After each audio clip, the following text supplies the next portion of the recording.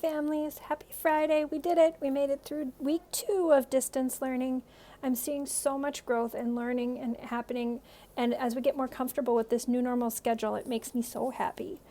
I want to check in with you one last time to make sure that you have everything that you need for the weekend.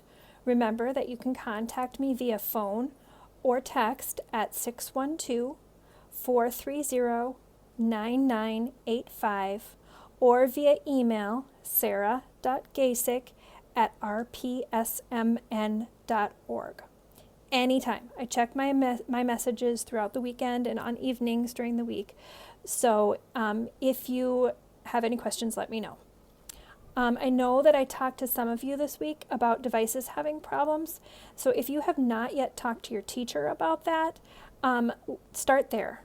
So if you have talked to your teacher and they haven't really had any ideas, let me know. I do have some Seesaw tips if you have problems with your camera or your microphone on Seesaw. I can maybe help you with that. So just let me know, okay? Next is Friday Fun. So you have already found that kind of because you're watching this video. I have a YouTube channel and I have not one but 2 stories today. One read by me and one read by my daughter who is in 7th grade. I read one of my favorites, which is Mama Don't Allow, and it's written and illustrated by Thatcher Hurd, and she read The True Story of the 3 Little Pigs by John Shiska and illustrated by Lane Smith. So I also have a bonus video on there.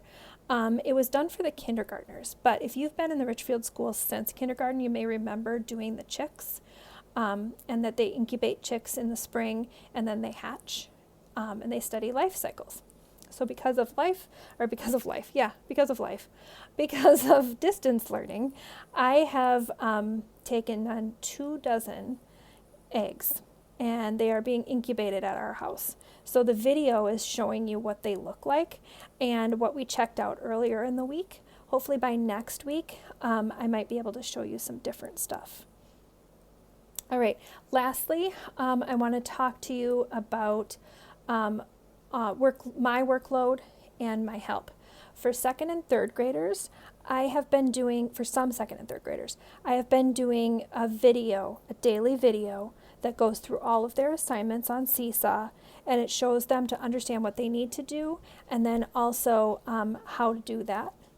If you have kids in 1st, 4th, or 5th on my caseload and you think that this same idea would help for them to kind of keep on track, let me know, and I'm more than happy to make those videos.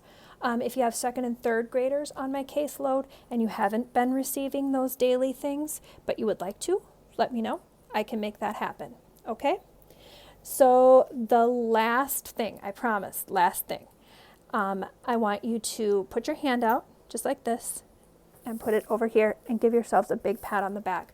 We made it through week 2 of a brand new thing, and this is a huge deal, parents and families. This is huge. Your kids are starting to kind of get the feel of what they're supposed to be doing.